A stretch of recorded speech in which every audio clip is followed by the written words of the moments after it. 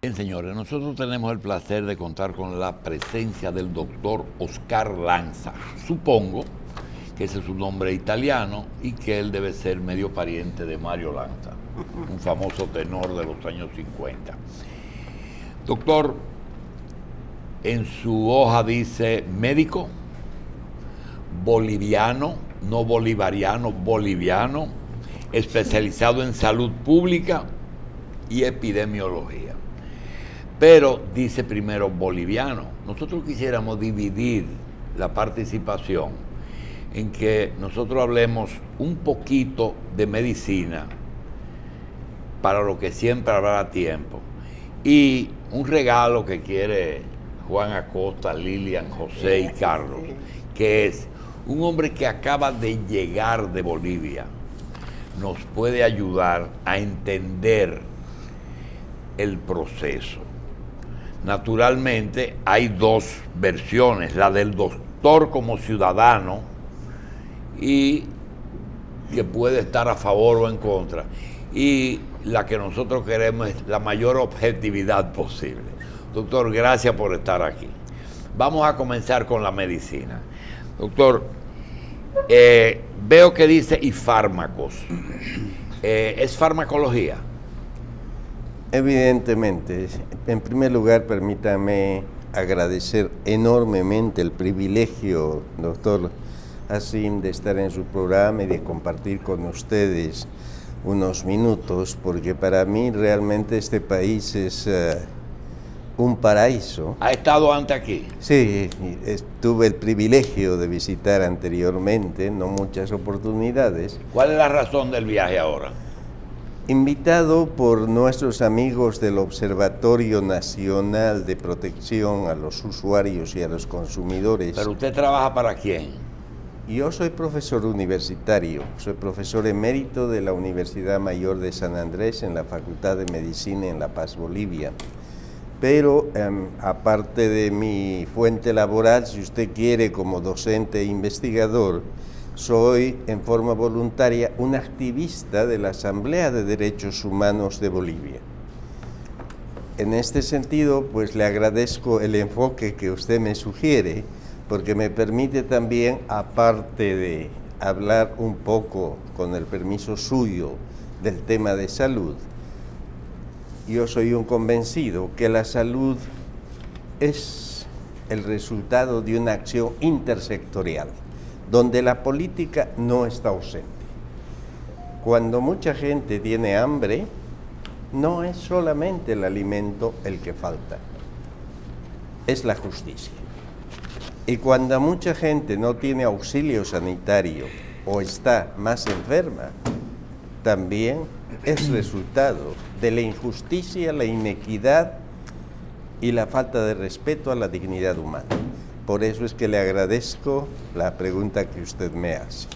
Estamos acá precisamente gracias a ONPECO, el Observatorio Nacional de Protección al Consumidor, y al entusiasmo y al liderazgo de nuestra directa amiga, que es todo un personaje a nivel internacional, la señora Altagracia Paulino, que fue fundadora de ese departamento. Fundadora y una personalidad en el mundo internacional de alto respeto, con la que hemos trabajado en la esfera internacional precisamente los derechos de los usuarios consumidores bajo el marco y el paraguas de la protección de derechos humanos. Y acá tuvieron ellos la gentileza, ayer tuvimos un evento donde hablamos sobre el tema de la atención primaria integral de salud. Hablamos qué estamos haciendo en la región y a nivel internacional para hacer que la salud no solamente sea un derecho, sino también que la salud esté al alcance de todos. Doctor, le voy a interrumpir varias veces porque estoy trabajando en un proyecto piloto de atención primaria y me ha hecho cambiar totalmente la manera de pensar. Se dice que atención primaria es el lugar que ocupó el médico aquel que tuvimos hace mucho, que atendía a todo el mundo en la familia, Atendía el parto de la señora, la presión arterial del viejo, al pediatra, todas esas cosas. Ahora, atención primaria tiene lo mismo, pero bien terminado. Tiene pediatría, tiene ginecología obstetricia, tiene medicina familiar y tiene medicina interna, para comenzar. Pensábamos realmente que el discurso del 80% de los problemas de salud se resuelven ahí y descarga mucho el trabajo de los hospitales y los presupuestos de los gobiernos. Sin embargo, después de un tiempo de ver cómo se estructuró la ley, me di cuenta de una cosa, de que primero ese es un negocio. Entonces ya no se llama paciente sino cliente. Le dicen usuario para aminorar un poco el problema, pero son clientes, en que el sistema está hecho para jóvenes, sanos y para personas muertas, porque esos son los que menos consumen. Pero el que necesita el servicio le cuesta a pesar de tener la cobertura, o le costaría a pesar de tener la cobertura. Y yo he pensado, y era el principio de la conversación, de que se invierte en el sistema y la atención que cubra el seguro sea la terciaria, es decir, lo que cuesta, y que entonces la diarreíta del niño, el chequeo de la mujer embarazada, pues eso lo pague ella si puede, o se lo dé el Estado en un hospital, pero lo costoso lo otorgue ese seguro. Yo estoy muy perdido. Para nada. Pero permítame remarcar lo siguiente, que a mí lo que me preocupa en el área, particularmente, por supuesto, la experiencia mía en Bolivia, pero también en la región, en Latinoamérica y el Caribe, le podría decir a nivel global, que existe una deformación de lo que siempre hablamos de salud. ¿Quién deformó la ley o la aplicación de la ley? Mire, lo que yo quisiera decirle es lo siguiente, es que realmente somos trabajadores y profesionales de salud, o nos están transformando en profesionales y trabajadores de la enfermedad. Y como usted ha dicho, el tema de enfermedad es uno de los tres a nivel mundial. Usted va para la prevención. Uno de los tres negocios más rentables, doctor, ¿verdad? Entonces, lo que yo me pregunto, y me pregunto con mis jóvenes en las aulas universitarias, es si estamos cumpliendo adecuadamente con nuestra misión, con nuestro compromiso. Nuestro compromiso es ver más enfermos y más carga de enfermedad, o nuestro verdadero compromiso es evitar el dolor y el sufrimiento humano. Es decir, que la gente esté lo más sana posible y evitar los riesgos. Pero usualmente vemos con algo de preocupación, si no decir mucha preocupación, que en el ámbito académico estamos formando gente muy entrenada en el diagnóstico, en el tratamiento, en la rehabilitación, en la limitación del daño. Pero estamos formando quizá menos gente en la investigación de los riesgos que son la verdadera causa de la enfermedad. ¿Qué es preferible? Atender gente y atenderla muy bien cuando usted ya está enfermo y es víctima de la desesperación, el sufrimiento o el dolor, o por razones éticas y de derechos humanos tendríamos que invertir más en investigación para detectar los riesgos, por ejemplo, que están ocasionando la triste realidad de una creciente carga por el cáncer, por enfermedades degenerativas o problemas renales. En otras palabras, por supuesto que tenemos que atender a esa gente que ya está afectada por una patología, por una enfermedad. Pero creo que lo inteligente, doctora Sí, es que nosotros invertamos en la investigación. ¿Investigación de qué? De cómo mantener a la gente sana. Promoción de la salud. Prevención. ¿Qué hago para disminuir el drama que usted sufre? Innovación. cambiar las estrategias orientadas a atender enfermos que no nos transformen en una especie de expertos en enfermología, sino más bien en gente comprometida con precautelar la dignidad humana y hacer que usted pueda disfrutar lo más posible de una vida digna y saludable. Lanza, usted sabe que de medicina mucho y de atención primaria podemos hablar muchísimo, pero estamos desesperados para hablar de Bolivia. Sin embargo, hay un punto que yo creo que usted termine, porque se van a quedar todos. Realmente, cuando se comenzó a ofrecer servicio en el centro piloto que tenemos, visitamos algunas ARS para que estén al tanto de una ampliación de horario en que íbamos a poner 2 tandas. Actualmente teníamos un 7 a 2 y vamos a poner un 2 a 7. Y ellos dicen, ay, ¿para qué ustedes van a ampliar servicio? Para facturar más. Doctor, ¿ese es un problema local o eso anda por toda América? Tristemente, como usted bien lo ha señalado, anda por toda América, pero también podríamos conversar mucho sobre el tema, no quiero abusar del tiempo de ustedes, pero tenemos que distinguir una confusión muy fuerte y peligrosa. Seguro. Que es la diferencia entre lo que es atención primaria de salud de lo que es el primer nivel de atención. Son 2 cosas diferentes. Y usualmente lo que se trata de hacer es de no fortalecer los servicios del primer nivel de atención, es decir, ese servicio que está allá donde vive la gente, lo más próximo a la gente y en la comunidad quizás hasta más remota. Cuanto más rápido yo atienda en una comunidad remota a la gente, le estoy deliberando un servicio de calidad adecuada a ese paciente. Bien. Y por lo tanto, si lo atiendo oportunamente, se complica menos. Y por consecuencia, menos gente al segundo nivel y menos gente en el tercer nivel de atención.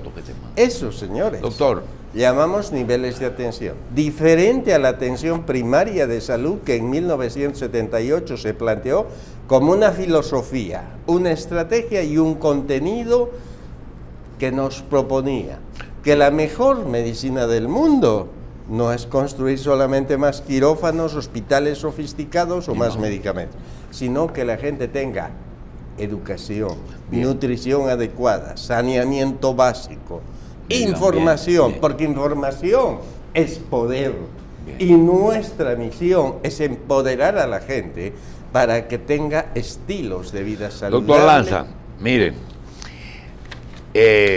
desde que el presidente Evo Morales regrese a Bolivia a retomar el poder, nosotros después de eso queremos invitarlo para que hablemos más de atención primaria. Ahora vamos a... Porque eso es una broma. Realmente vimos ahí en las imágenes muchos médicos con sus vestidos, batas y cosas, en una manifestación fuera de lo común con respecto a eso. Y queríamos preguntarle primero de usted. ¿Usted siempre ha ejercido en Bolivia? No, tuve el privilegio de ejercer en diferentes contextos. Estuve trabajando, qué sé yo, en misiones cortas para algunos organismos internacionales. ¿Trabajó para organismos internacionales? ¿Para la OPS o para la OMS? Para OMS, pero en misiones cortas, y para OPS también, no como un funcionario de planta, sino como un consultor esporádico y temporero en diferentes como ciudadano pero también he tenido la suerte de hacer un ejercicio práctico de la medicina en Bolivia, en comunidades rurales. Hizo medicina rural. Medicina rural en el Amazonas y en la parte altiplánica, que para mí fue mi segunda universidad. ¿Usted es de Santa Cruz o de La Paz? Soy de La Paz, bien, de la parte alta de Bolivia, de la parte fría. Doctor, actualmente un deseo de continuismo de un presidente, más allá de su gestión, que pudo haber sido buena o mala, pero que dicen por ahí que hasta la belleza cansa. Esa palabra de que hasta la belleza cansa influyó en la situación de Bolivia, que el presidente se pasó de aspiraciones. Indudablemente, porque miren, nosotros Mire los médicos, doctor. Veíamos con gran esperanza cuando una persona que había nacido en una comunidad remota, con escasos o precarios servicios como ser provisión de agua, alcantarillado, que vio cómo alguna de sus integrantes de su familia moría por no obtener atención de salud oportuna. Un hombre indudablemente que no conocía la pobreza por los libros, sino que la había vivido y la había experimentado, que sabe lo que es ir a la cama sin haber cenado adecuadamente. Entonces teníamos una esperanza muy grande de decir, miren, este no es un burócrata más, no es un tecnócrata de libro, este hombre ha llegado de la pobreza al poder y no va a traicionar a los pobres de este país. Gran esperanza. Pero es muy triste comprobar que a veces el poder puede ser peligroso. Y los médicos salimos a las calles. ¿Mejoró Bolivia su situación? ¿El ciudadano vive mejor después que Evo Morales fue presidente o vive peor? Si hablamos con el enfoque económico, tenemos que decir que el señor Morales hizo una buena gestión económica, pero no nos dice mucho. Una cosa es crecimiento económico y otra cosa es desarrollo humano. Seguro. ¿De qué me sirve que el país crezca económicamente si el dinero que tenemos ahora lo dedicamos a un despilfarro insultante?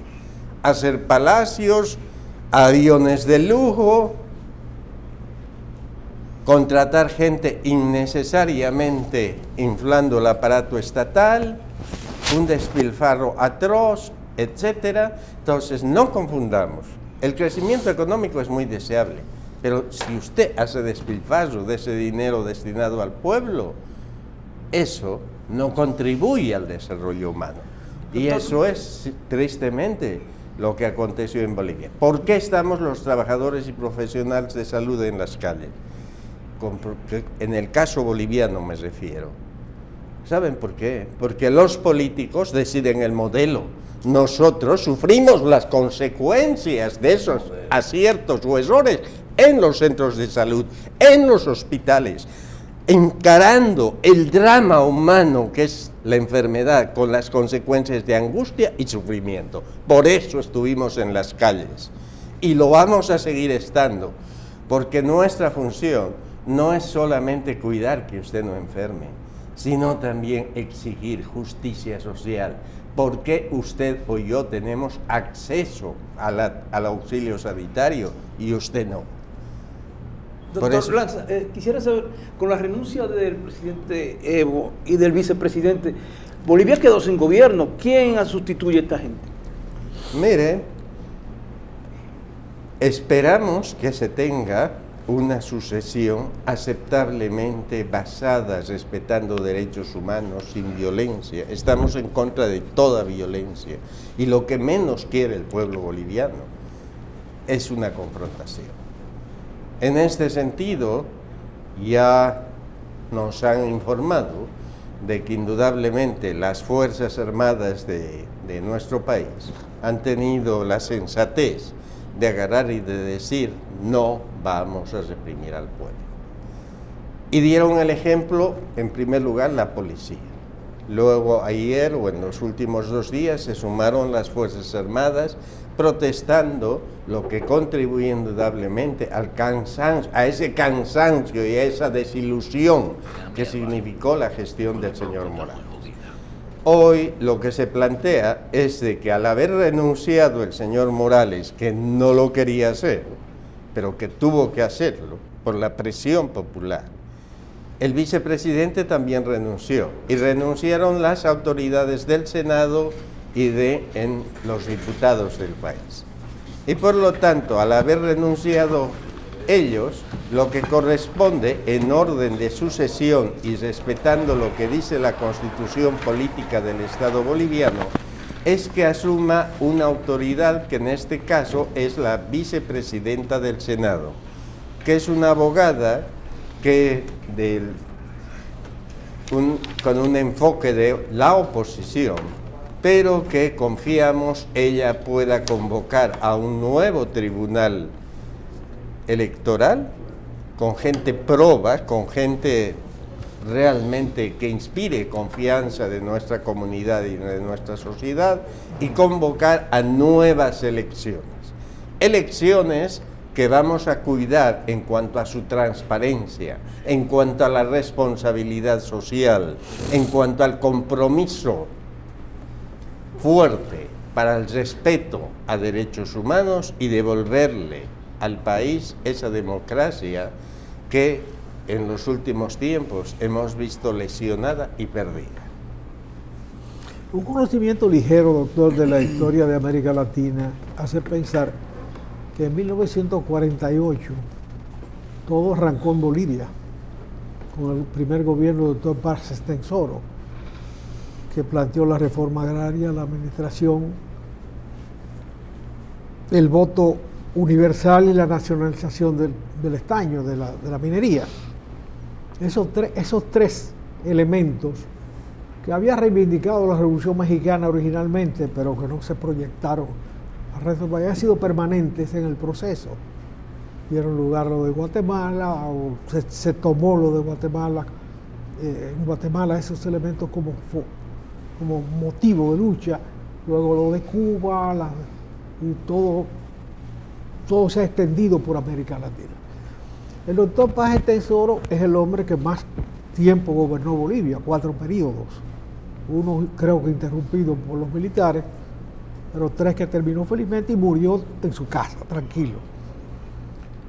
Lo de Evo Morales, evidentemente, enalteció los valores humanos extraordinariamente, primero indígena que gobernaba en Bolivia, ya otro lo había hecho en México, y además un hombre de extracción humilde, no bastaba ser indígena, sino además humilde. Y es penoso que haya terminado de esta manera, por las razones que usted señaló. No, los pueblos no se levantan, no se insurreccionan por nada, ni porque estén bien, se insurreccionan porque están mal. Y la insurrección siempre tiene ese valor, que legitima sus decisiones. Ya usted señaló que la ostentación del poder, que el despilfarro de las riquezas socialmente generadas motivó este levantamiento, pero además el fraude electoral. Estaba montado todo para un fraude. Evidentemente, se registró el fraude y hay suficiente evidencia que ahora ha sido auditada por la Organización de Estados Americanos, la OEA, que en principio a nosotros no nos inspiraba confianza, puesto que su secretario general visitó inicialmente cuando el señor Morales quería postularse nuevamente a la presidencia. La propia OEA criticó que eso transgredía la Constitución Política del Estado. Además, el 21 de febrero del 2016 hubo un referéndum en Bolivia para ver si se modificaba la Constitución y se le permitía al señor Morales volverse a presentar. Él perdió ese referéndum. Y al perder el referéndum, no tienen problema en tratar de modificar la Constitución para perpetuarse en el poder. Entonces el pueblo indudablemente estaba indignado. Que el señor Morales tiene un apoyo, y lo tenía mayoritariamente, especialmente en esa gente pobre, los pobladores del área rural, la gente más postergada, es verdad. Pero por el otro lado, llegó un cansancio tal después de que el país tuvo una bonanza económica impresionante, pero que esa acumulación de dinero no llegaba adecuadamente a la gente, hubo un desencanto. Y por lo tanto, pues primero se ignoró ese referéndum. La OEA de principio criticó que la reelección no es un derecho humano. Luego nos visita el señor Almagro en Bolivia y súbitamente cambia el panorama al decir que sí, que él reconocía que Evo Morales sí ahora tiene derechos humanos. Entonces hay que aclarar también a aquellos que nos representan en la esfera internacional cómo es posible que usted tome una posición inicialmente, luego la modifique. Y al último nos dice, de los resultados del último acto electoral muestra evidencia contundente de fraude. El gobierno del señor Morales invita a la OEA para hacer una auditoría del proceso. Pero a nosotros ya no nos inspiraba confianza, porque una serie de contradicciones y una amistad quizá bastante estrecha con el secretario general no inspiraba al pueblo una auditoría imparcial. Y por eso es que decir, señores, acá lo que exigimos nosotros, que esta elección por lo menos se respete la victoria de otros partidos políticos que han tenido una votación significativa, pero que por el fraude que se organizó, resultaba que nuevamente el señor Morales era el ganador. En conclusión, ya la gente desencantada decía, no queremos segunda vuelta. ¿Y saben por qué no queríamos segunda vuelta? Porque si usted cometió fraude, usted es imputable ante la ley. Y de acuerdo a la Constitución Política del Estado boliviano, si usted infringió la ley, no puede volver a postularse. En ese sentido es que cambió el discurso de decir, no queremos ya segunda vuelta, si queremos anulación de las elecciones. Y hoy, ojalá alcancemos eso, y en unos 90 días tengamos un nuevo proceso eleccionario, pero que sea suficientemente creíble para el pueblo y sea suficientemente, nos inspire confianza.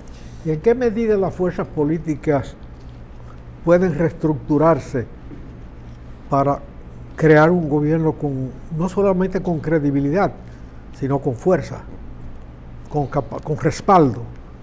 Mire, sí, tampoco podemos decir que todo está mal.